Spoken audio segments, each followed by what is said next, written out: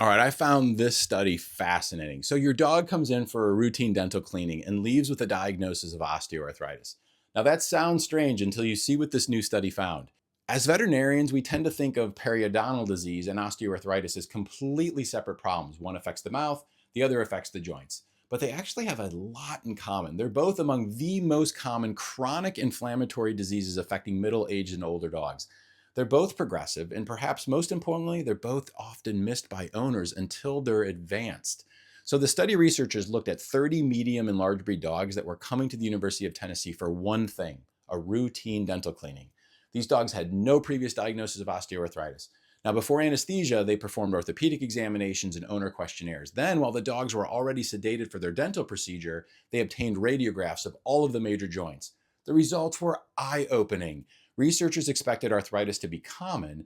It was even more common than they expected. 60% of the dogs had radiographic osteoarthritis. That's 18 out of the 30 dogs. Most owners had no idea. And here's the part that really caught my attention. 10 of the 14 pet owners whose dogs had arthritis didn't think their dog showed clinical signs at home at all. Does that sound familiar to anybody? That's exactly what we see with periodontal disease. Dogs don't complain. They continue eating, they keep wagging their tails, and meanwhile, the disease quietly progresses. Now, here's the inflammation connection. Now, this is where things get really interesting to me. Both periodontal disease and osteoarthritis are driven by chronic inflammation. With periodontal disease, bacteria trigger inflammation that destroys the tissue supporting the teeth.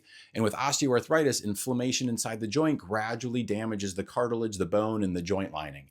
Now, we don't have evidence that periodontal disease causes osteoarthritis or vice versa in dogs, but we do know these diseases frequently occur together as dogs age, and both are associated with persistent inflammatory changes in the body.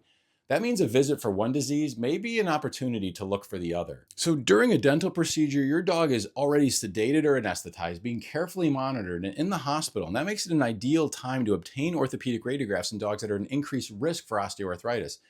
The authors concluded that procedures requiring sedation, especially dental procedures, that represents an excellent opportunity to screen for osteoarthritis before severe clinical signs develop.